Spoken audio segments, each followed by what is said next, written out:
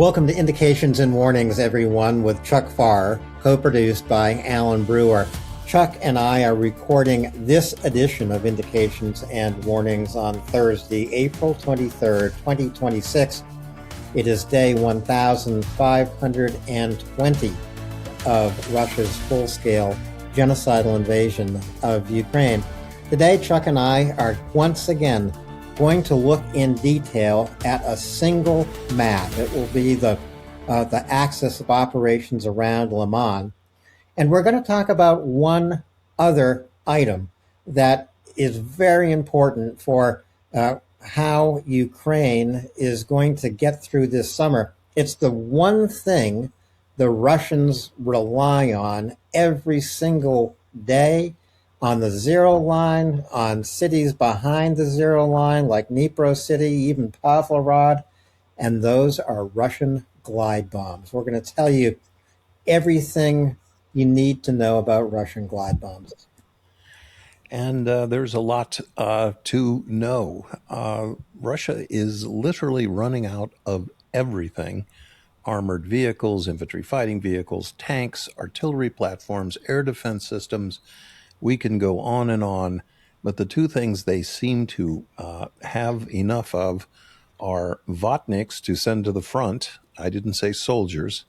I said people to send to the front. And it appears glide bombs and aerial bombs, all of a varying level of either being smart, and some of the bombs we'll introduce to you are categorically not smart. They're just big and dumb. Well, one reason Chuck and I are going to take a look at Russian glide bombs is because Russia is using them in record-breaking numbers. In the month of March, so, just last month, Russia dropped the largest number of glide bombs. These are aerial guided bombs. Some are guided, some are dumb, as Chuck was just saying. But get this, almost 8,000 glide bombs dropped in the month of March on Ukraine. This is along the zero line. It's on cities like Kramatorsk, Dnipro City, on Kherson. Any place where these glide bombs can reach, the Russians launch them and wait for the destruction on the ground. These are massive, massive bombs. And one of the things that has always gone on in this war is that the Russians would destroy everything that they could reach. So if you were in a sector that had predominantly artillery, they would shell every crossroads, every village, every hamlet they possibly could. And it is alarming, the number of and actually staggering, the number of glide bombs and airstrikes that Russia carried out in March. But to tell you how one statistic in a war doesn't tell the story, in March, Russia gained net zero. They made no advances anywhere. Wherever they did advance, it was offset by Ukrainian advances in another sector. As they launched all these glide bombs in March, Russia lost more men in the month of March than they've lost at any portion during this war. And in March as well, nothing was working out for Russia. So you've got this uptick in airstrikes, but actually a downtick in any other military metric that you would need to win a war. Right. So you can see the push and the pull of the data right there. Well, it also goes to one of the things we've talked about before, Chuck. The more frustrated Russia is on the zero line, making no advances whatsoever, the more likely they are to rely on terror weapons. And I regard the Russian glide bomb as a terror weapon, especially when you consider some of the targets they choose: hospitals, schools, apartment buildings, train stations, town squares and restaurants, as well as churches and historic buildings and that are irreplaceable in Ukraine. This is what Russia is choosing to destroy with these massive bombs. Yeah, that another interesting thing. You design a precision strike munition with enough explosive to drop a bridge section, right? I don't think even the evilest genius thinks, well, we're going to use this on apartment blocks. Here's the big but. Apartment blocks are a primary target for Russia. And is this sort of a one of? Have they done it? They actually used one of the glide bombs we'll be talking about here in a minute. We're going to run through some infographics for you. One of them was deliberately used to hit the Mariupol Drama Theater that held approximately 1,000 civilians, and I'm talking older men and women and children. And they killed at least 500 civilians by deliberately striking this theater with 3 glide bombs. That's where you go from precision strike munition to terror weapon, and that's been the course of this war. And so it just doesn't seem as if Russia's going to run out of glide bombs. So we Not, better take a look at them and why they are such a terror weapon. And they have multiple designs of glide bombs, and maybe you can classify them not just by the explosive charge they carry, but the distance they can travel, or whether or not they are truly guided. Supposedly Russia does have guided bombs, but they're not very accurate. yeah, some of them we'll see are actually we've got at least one that is just shown in its dumb bomb configuration. But there are manners in which a strike fighter can launch a bomb. One of them is this parabolic flight path. So you come in low, you pull up high, and when you're nearly as high as you want to go, you let go of the bomb, and it will fly in this parabola. And depending on a lots of things, crosswinds, winds aloft, etc. But an area target can be addressed with a dumb bomb. And when your area target happens to be a city center, Mykolaiv, Kherson, we can just go on, or Kyiv, Huliopol, Pokrovsk, and a 2,000-pound bomb slams into something in a city center. Again, this is what the Russians are doing. As we also go through, we're going to talk about some technological developments that Ukraine has fielded that are having an important impact on how, where, and whether these bombs will get through to their targets. So these bombs give the Sukhoi fighter jets. I think that's usually the model of fighter jet that launches these glide bombs. It gives them the ability to stand off a big distance from the zero line, and therefore to stand off from any Ukrainian air defense that would threaten them. Gives them a big advantage. I mean, the pilot is never really exposed, right? Yeah, not so much. There's there was something that we talked about much more early in the war. I think it's still germane now, and that is that approximately 30% of the world's Stinger missiles are in eastern Ukraine. So the weapons envelope of a Stinger missile, I'm not going to go into it, but if you're within a mile or so of a Stinger is a man pad, which is a man portable shoulder launched heat seeking anti aircraft missile. There are other systems like the Martinet, which is a laser guided system. There are some Swedish systems as well, all of these man portable. That has an effect on Russia's ability to conduct close air support. So if you're dropping a big bomb on bad guys who are in contact with your soldiers, that's close air support. So that and the few mobile systems, tracked vehicles, platforms like the Gepard, platforms like the Croatel, the other. There are bunches of the Hawk missile batteries, for example. These things normally would be on the front lines and Ukraine using it to protect their own soldiers. But because Russia primarily attacks cities, these short range systems are not on the battlefield.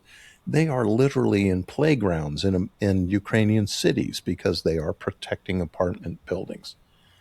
But heretofore, the Russian Air Force was kind of not really pulling its weight, right? And we aren't talking about a superpower Air Force. The Russian Air Force is not able to do what the American Air Force has been doing in the Middle East, as it did in Bosnia, other places.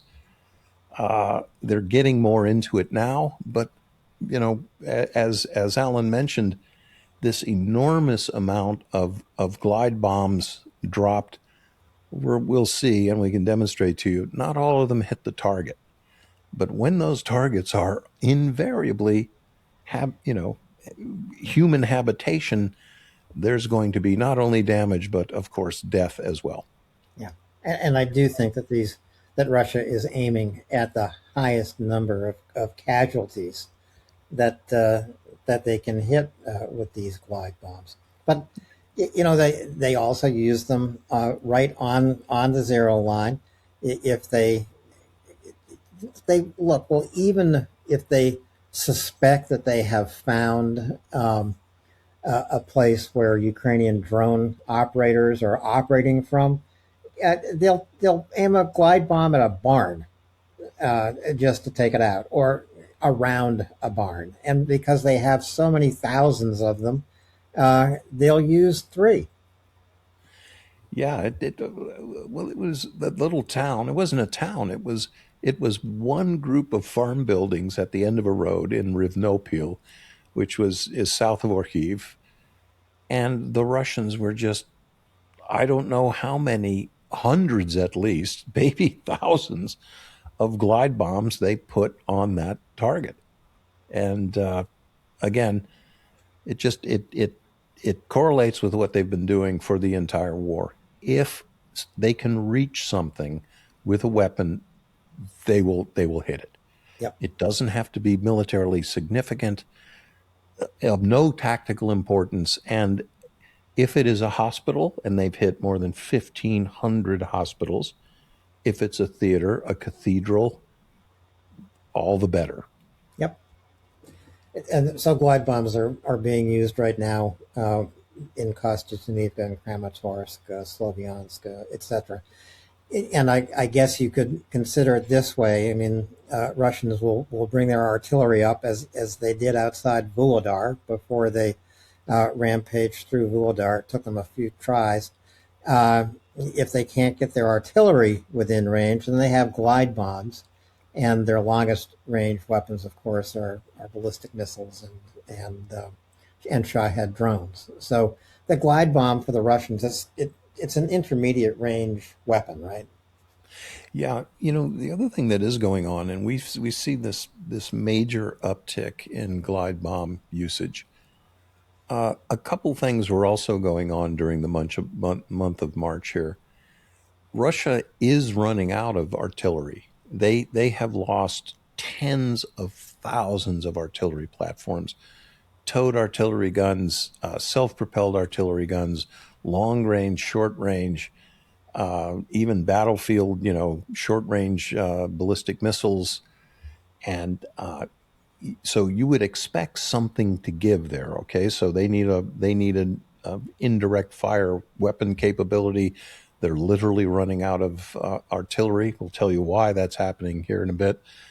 But so you also, in the month of March, you had Ukraine resurgent around the city of Huliopol. They captured more than 300 square kilometers there. Ergo, not the complete answer, but one of the reasons was, Russia put most of those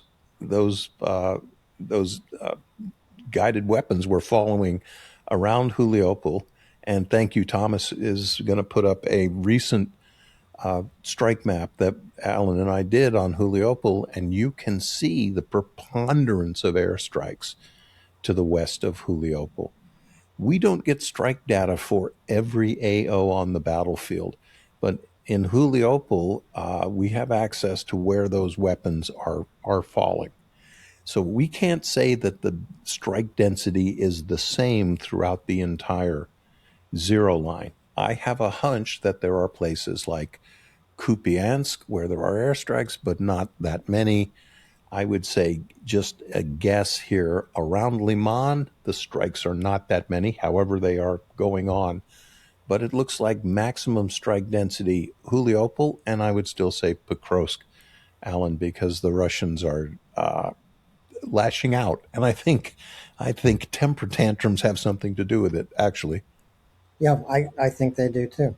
Um, you know, the there is no really reliable way to take down a Russian glide bomb. I know that Ukraine has developed electronic warfare that can deflect a glide bomb. You know, can send it off course, uh, but it's a very difficult thing to shoot out of the sky. It, Ukraine has better air defense against drones and ballistic missiles than it has against glide bombs. well, one of the things is Ukraine needs everything: socks, batteries, magazines. They need everything. Buttons for your. They need everything, but they really need air defense, and they have a number of first-rate, or at least good enough for 10 years ago, which would be good on this battlefield, systems, mobile, short range, point defense air systems, like, for example, the Hawk missile batteries.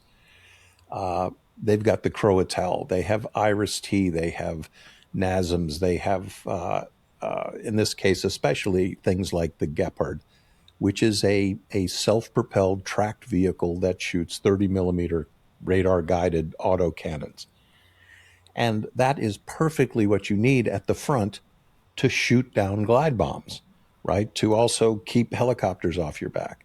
But again, Ukraine has prioritized those short range air defense systems. They are the last line of defense. And I'm not exaggerating here at all, folks, literally to protect chemotherapy wards in Kiev, Yeah, literally to protect cathedrals in Lviv. And that's one of the reasons why, besides just being evil thinkers, is that's why Russia maintains pressure on Ukrainian cities. They know they're going to compel Ukraine to keep these frontline systems off the front line and playing goalie at home. But that well, being said, oh, please go ahead. I was going to say just a bit of a sidetrack. One of our viewers asked why Ukrainians are so good at taking out Russian artillery emplacements. Well, actually, from the beginning of the war, Chuck, Ukraine has always been better at counter battery fire than the Russians.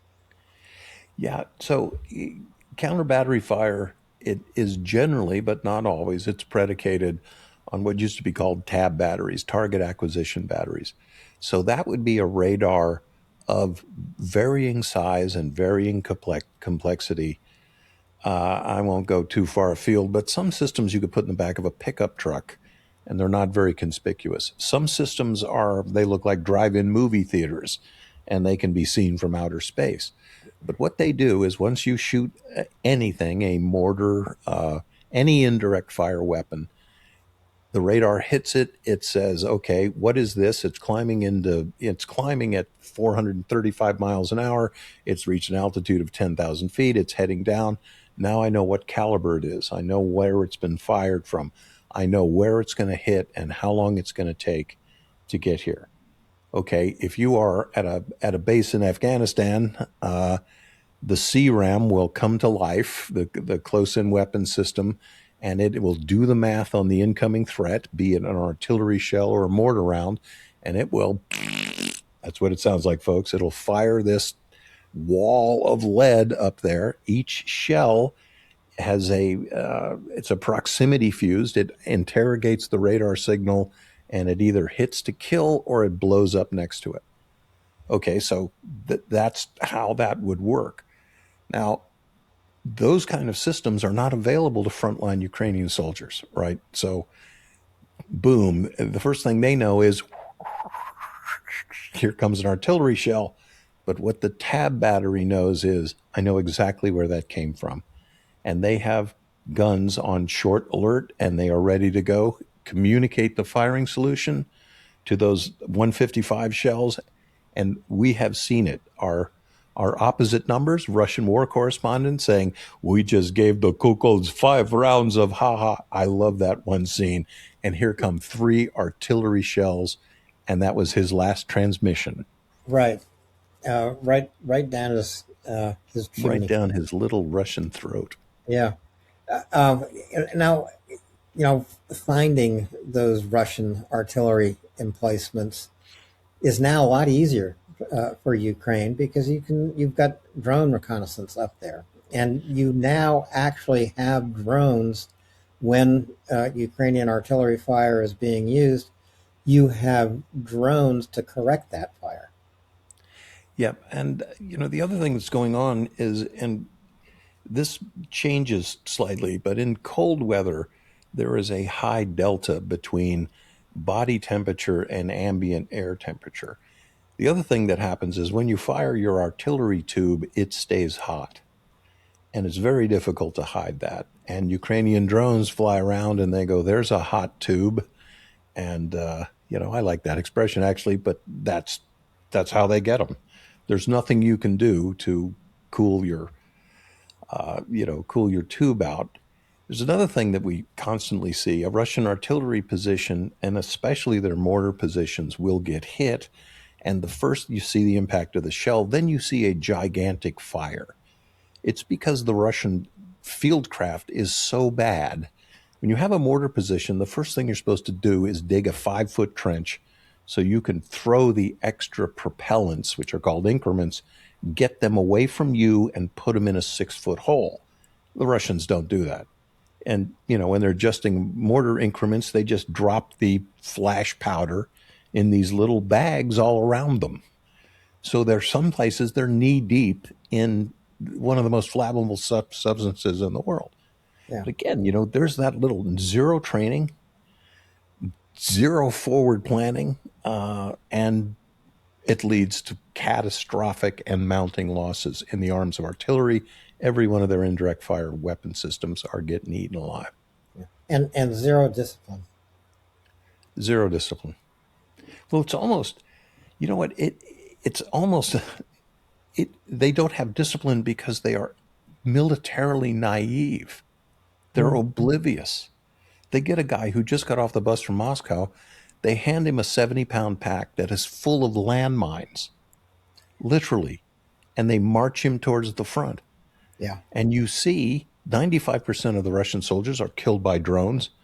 And when a Russian soldier gets hit, there are secondary and tertiary explosions Yeah. because he's carrying 200 pounds of explosives on his back. I know. That's naive. Well, maybe there's some other words to describe it. I don't Yeah, know. maybe. So that so the Russians aren't running out of glide bombs, and they're not actually running out of artillery either. North Korea is the primary supplier now to Russia of artillery shells, and I'm just looking at this page of March statistics. We talked about the Russians launching almost 8,000 glide bombs just in the month of March. I'll give you the exact number: 7,987, Woo. thanks to Ukrainian military statisticians. And Russia carried out in the month of March 115,000 artillery attacks, which is obviously a high number. And those artillery attacks in the month of March were taking place everywhere from Sumy and Vovchansk, where it's quite likely that the Russians have brought their artillery up, but also around Kherson. On the Russians lob artillery shells into the city of Kherson from their side of the Dnieper almost every day, and of course in Pokrovsk, which was the hotspot in the month of March. Um, so that's a lot of artillery, but Ukraine is tracking those artillery emplacements down and eliminating, my God, artillery by the hundreds, sometimes a week. Yeah. And There is an artillery barrage and then there is an artillery barrage, right? So you get a fire mission, and again, I'm not an artillerist. I'm a consumer of artillery fire, maybe a connoisseur even of fire support.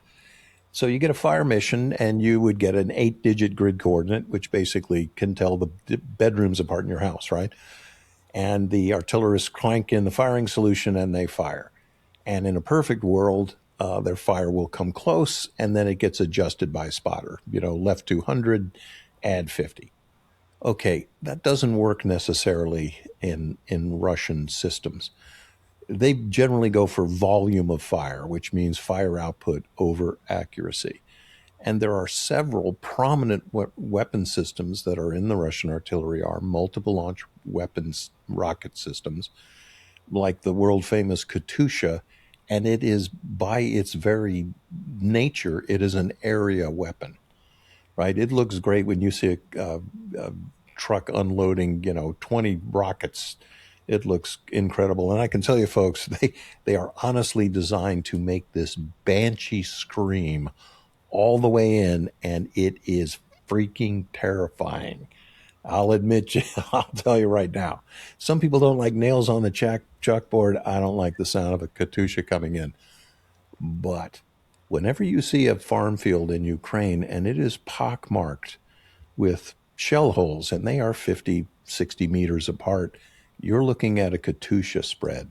It's not accurate, Hmm. right? So that would count maybe as one of those artillery contacts we're talking about. Yeah. And again, it's good for burning worms, but it's not so good at actually putting lumps on the target. And very briefly, I'll compare that to 155 millimeter Excalibur shell, which could either take out your barbecue in your backyard or get your car in your driveway. Yeah. They are that accurate. And Ukraine has some. They have the Excalibur, don't they? They absolutely do. They save them for special occasions, but they are quite effective. Right. So, just before we get to the map in Lyman, I'm just going to take this opportunity to say Ukraine has ramped up a defense manufacturing sector in the course of this war, which is, I think, an extraordinary achievement because you are creating a defense industry while under fire. Now, they have sought licensing from the United States. For example, licensing to manufacture HIMARS, licensing to manufacture Excalibur, licensing to manufacture Patriot intercept missiles, and or ATACMS. Okay, all significant weapons that Ukraine needs every single day. They haven't received a single license from the United States to manufacture those weapons at a time when the United States itself is running through its ammunition and its weapon uh, supply like nobody's business. Wouldn't you want one of the now best defense manufacturers in the world to give you a hand and manufacture some of the things that you're going to need to? And I don't want to see any of the poor, starving people at Raytheon miss out on any nickel that they could make. But I will also say this: if you give a license to Alan and I to make ATACMS, that doesn't mean anything. But if you give a license to a technologically adroit country like Ukraine, that are they were the brains of the Soviet Union, the brains of the Russian space program, the brains of aerospace, ship making, computing, technology, nuclear power. Stop me if you've heard about the Soviet Union before. The brain on top of the spinal column was the nation of Ukraine. Yeah. Alan, I'm delighted to say that if they get an ATACMS missile, they get somebody with a screwdriver and a flashlight, and he goes, "Yeah, okay." Well, So, that's the other thing about a defense partner like Ukraine. Uh, they can do everything better, faster, and cheaper. It just takes them about a week to figure out how to do that. Well, and we talked about that, previously. Look, I have been down the DARPA alley on a number of occasions. A good idea is not necessarily going to spring to the fore in the United States. And we talked specifically about the FPV drone. If some kid came in and said, I'm going to tape this RPG to this racing drone," Raytheon's not interested in that. Son, we have a $275,000 missile called a Javelin. That's what we're going to use. So Ukraine never had that problem. Guy No, comes in with a good idea. They go, sit down, get in the garage there, make it, and bring it out. And we're going to drive you to the front this afternoon and see how it works. And you and I know that's exactly what they do. it is exactly what they do. And we're going to talk a little bit about that feedback loop. Based on the map we're going to look at here, which is in Lyman. We haven't visited Lyman for a couple of weeks, I guess. And the reason we're coming back here is that Lyman is going to play some role in this summer's Russian offensive against the fortress cities in the east. But here in Lyman, for years now, Chuck, this has been one of the worst performing Russian detachments in Ukraine, and they continue to prove that. They really do. The numerical differences in this AO have changed, but generally over the God, we've been covering this for almost 5 years now. Over the last 3 years, generally Russia maintains a 10 or 15 to 1 numerical superiority in this AO. This is land that was captured during the Kharkiv offensive, right? So anyone who says, Ukraine can never win this war, this entire map was swarmed over by Ukraine, and they pushed the Russians all the way back across the Zarabets River. And in fact, farther, just off the map to the right, is Kremenna, which we named the AO after Kremenna for a while, and now we've readjusted the plots here. But this is a place where Russian command incompetence, the failure of Russian logistics, the failure of morale, the failure of their training of their troops has all resulted in just abysmal combat effectiveness.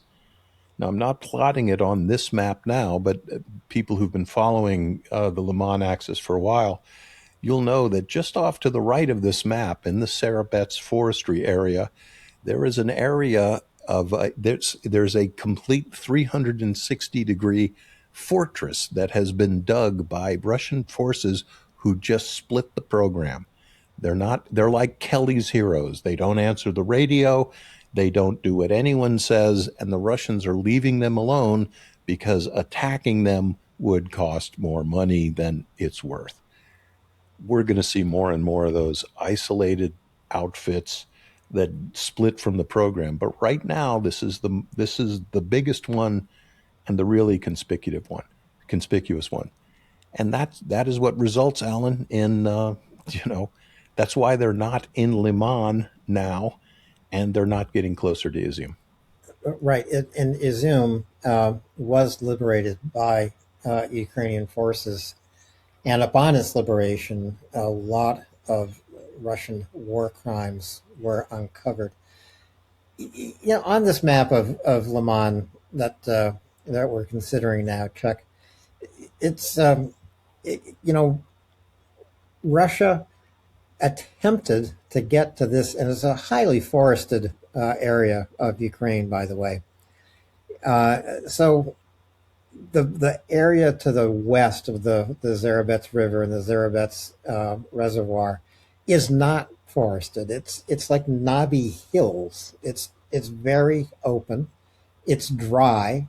Very difficult to supply Russian forces there, and pretty easy for Ukraine to put them under a lot of pressure.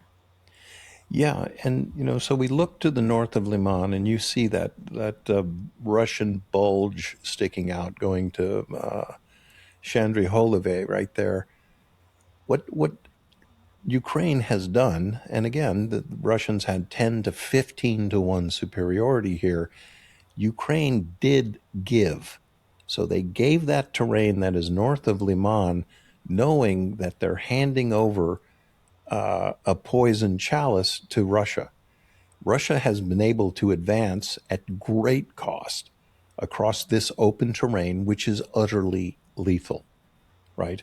You can see we normally have windbreaks that separate and circumscribe Ukrainian farm fields here.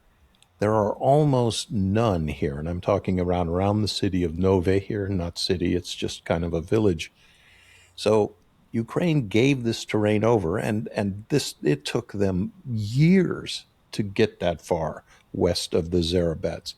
But not only does it cost a lot to advance across that terrain, if you are one of our Russian listening guests who is west of Nove, every bean, every bullet, every band-aid that comes to you has to cross that open terrain where it perishes, right?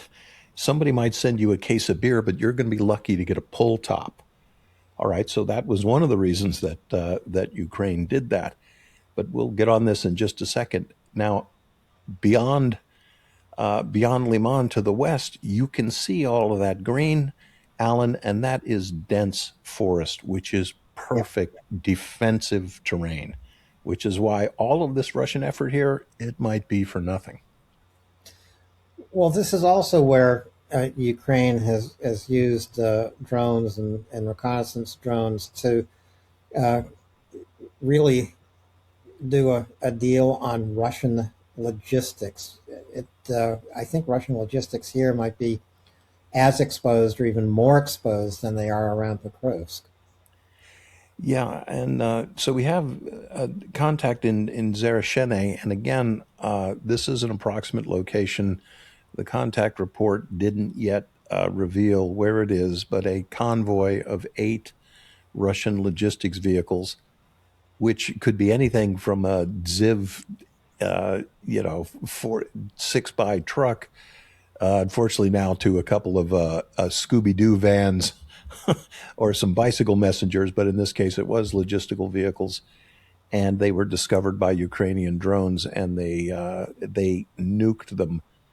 But also in the Le Mans AO, uh, demonstrating again how good Ukrainian intelligence is.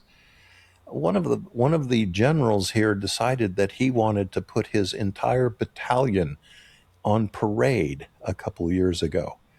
And he formed his battalion out there and then arrived 2 hours late. The general did, but an hour and a half into the parade, Ukrainian artillery and drones pretty much killed everybody who showed up. Yeah, Again, those are the sorts of things when we talk about casualty ratios.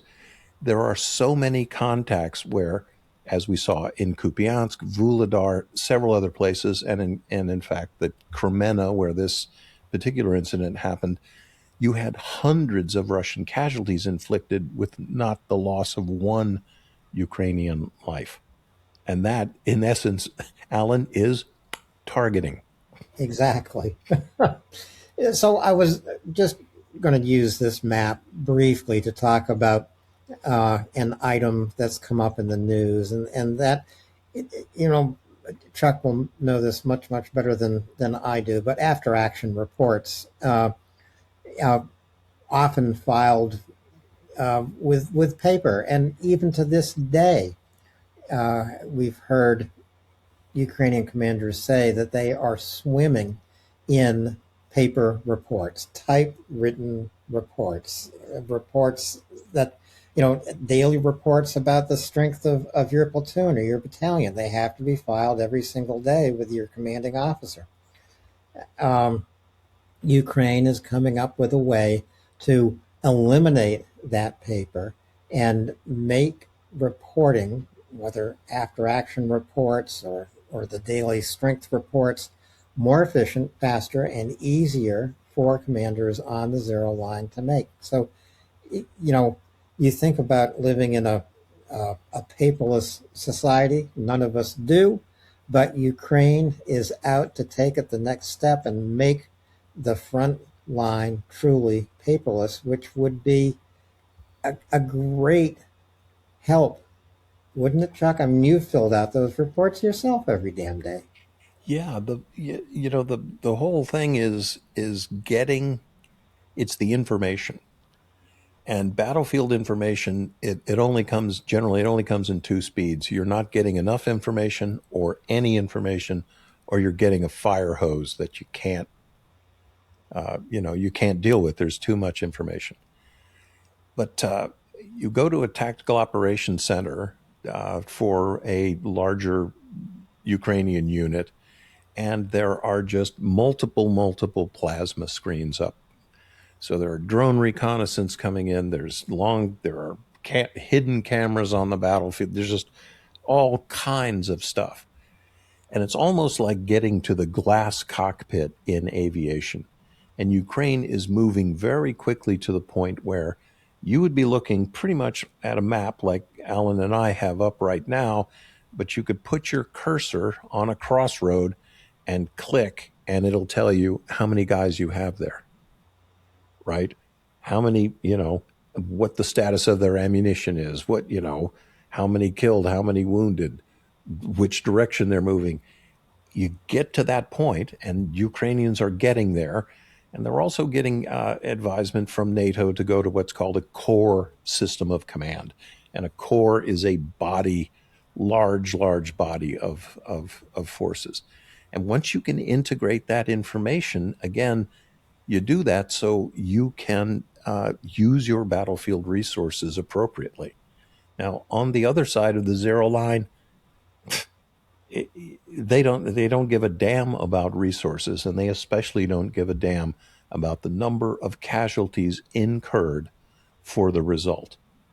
So this isn't a place that has been ever a real locus of Russian military. Well, I don't want to say effort because they try, but they don't achieve anything.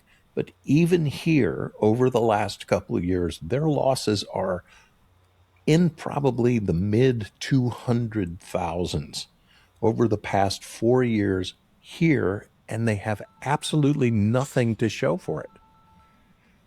Looking at this map around Lyman, you can see three very different kinds of after action reports that would be delivered here.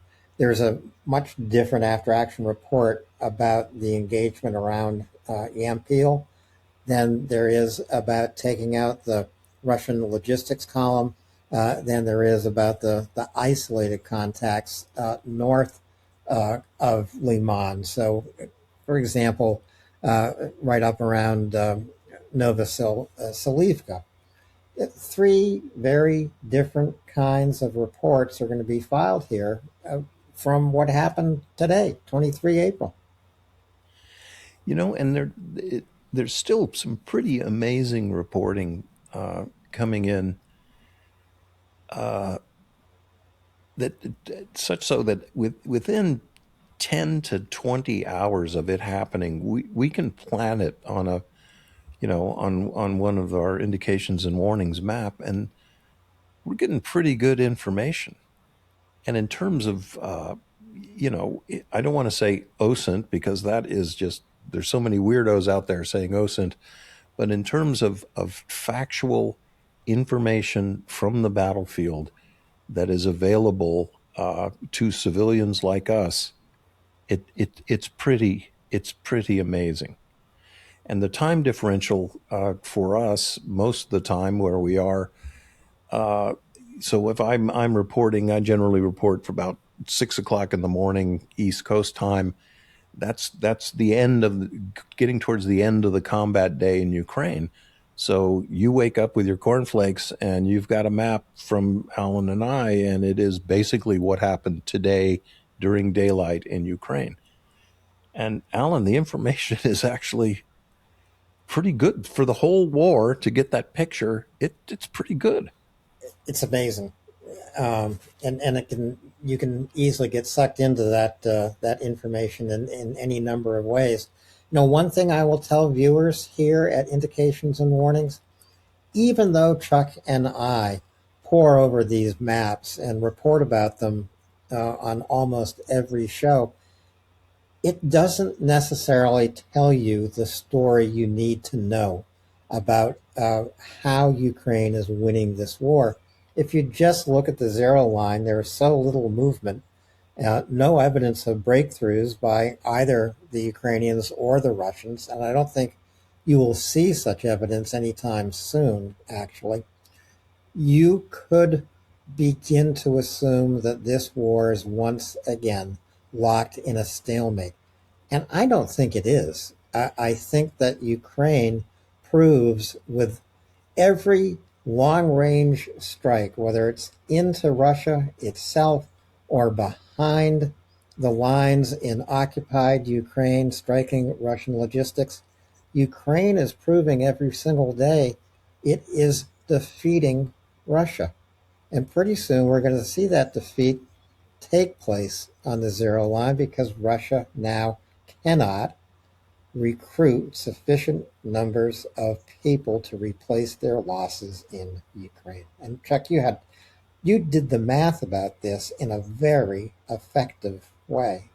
Yeah, we're looking at a 409,000 person call up here, which is pending. And we were on the other night on Voya, and one of our listeners said, to his information, it's going to be a million, not merely 400,000.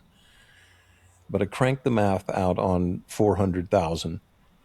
Russia is not going to be able to recruit sufficient numbers to simply cover their combat losses, meaning they lose 30,000 people a month. Sometimes they lose 35,000, which is what they lost in March. They can't even replace the dead. Now, let alone build up forces. Okay, but when you do the math on 408,000 people, Russia comes up 68,000 people short. And you notice I'm not saying soldiers, I'm saying people, because that's who gets delivered to the zero line, not guys who have been through basic advanced operator training, infantry school, paratrooper. No, knuckleheads off the street in Moscow. 68,000 people short. And here's the money shot, folks. That means they will have soldiers enough for 10 months out of a 12-month year. So there'll be 2 months where they don't have even replacements for the dead. Okay. That isn't, there's no way, there's no planet on which that's going to work. And the other thing that's going on right now, they're losing 2 battalions every single day, 365 days a year. No military conflict in history has a victorious side lost 2 battalions 7 days a week. It doesn't happen. No, it's never happened, and it's never going to happen. Just one more thing. So here's one of the things that is going on here. If thank you, Thomas, for zooming in right around Lyman. Mm-hmm. And we see these various points of contact, and they're in Novoslivka and Drobishevene right there. And you see, the farthest north contact, the Russians came out of their line of control and attacked west of the town. Every one of these attacks was broken up by the Ukrainians. But when you look, for example, south of Klodizai, Mm-hmm. those long arrows mean the Russians had to come, about a mile and a half or 2 miles out of the zero line where they came into contact. And folks, not one of those Russians walked back. This was a terminal contact.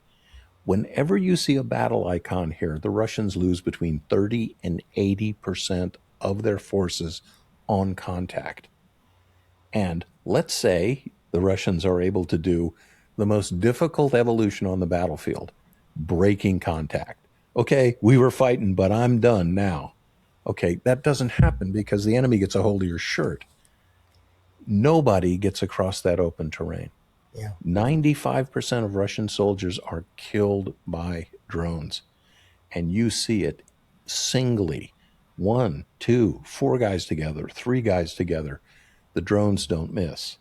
So every one of these contacts here, including those around Lyman, they weren't just I always use the math, and I have to change my language because X doesn't like it. I will say an attack is broken up, which is actually a term of art, but it truly means that. These guys are contacted, they are engaged, and when they, whatever fraction of them is left, when they try to retreat, they are killed to a man. Yeah. Well, it's also true the more casualties are inflicted by drones and by Ukrainian drones, it also means that the casualty recorded on the Russian side uh, is killed, not wounded. Uh, Drones rarely leave a wounded soldier on the battlefield because they are too lethal.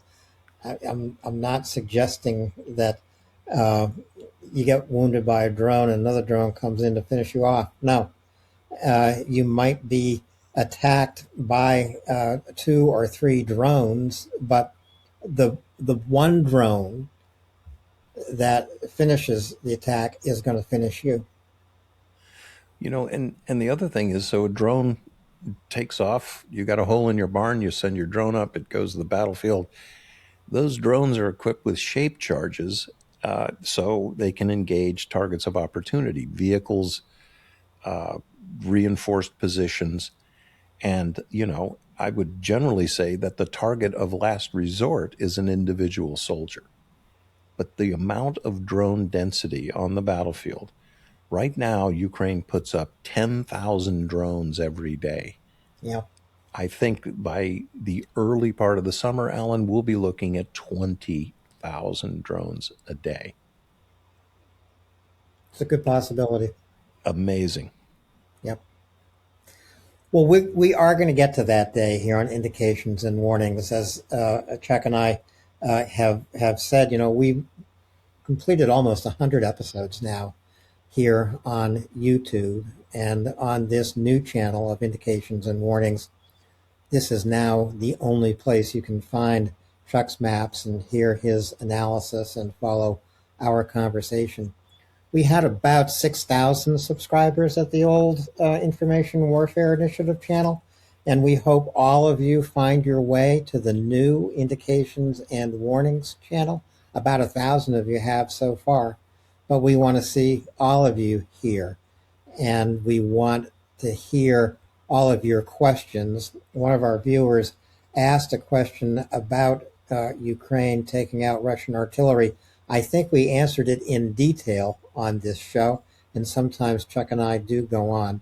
I promised Thomas this would be a 30-minute show, and we have gone about 60 minutes now, Chuck.